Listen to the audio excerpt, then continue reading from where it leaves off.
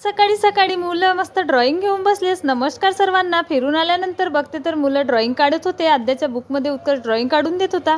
टीचरनी सांगितलं म्हणे तर उत्कर्ष आद्याची मदत करत होता. तर मग मी घरी आल्यानंतर चहा वगैरे घेतली आणि म्हटलं आता मुलं आपल्यामध्ये बिझी आहेत तर चला मी स्वयंपाकाची तयारी करते. तर मी फुलगोबीची भाजी बनवत होती तर उत्कर्ष बोललं तिकडून, मम्मी फुलगोबीची भाजी नका बनवू, मला पुलाव बनवून दे. तर म्हणलं चला ठीक आहे. गाजर कांदा टमाटर वगैरे घालून साधंवालं यांच्यासाठी मी पुलाव करून दिली. म्हणलं मी स्वयंपाक करते, तुम्ही आपलं कामं करा.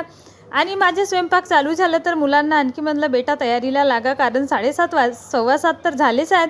7:30ची बस राहते. तर त्याचे पप्पा बोलले तिकडून नाही म्हणते आज बसनं तर सोडून नाही देऊ, तुला आज गाडी शिकायला मला न्यायचे आहे तर आपण सोबतच यांना सोडून देऊ आणि तिकडूनच मी तुला गाडी पण शिकवते. तर मुलांनी तयारी केली. असे तर खूप भांडतात आणि बघा आता स्कूल आहे तर बहीण भाऊ एकमेकांची खूप मदत करतात, नाही तर इशारा सहन होत नाही यांना दोघांना.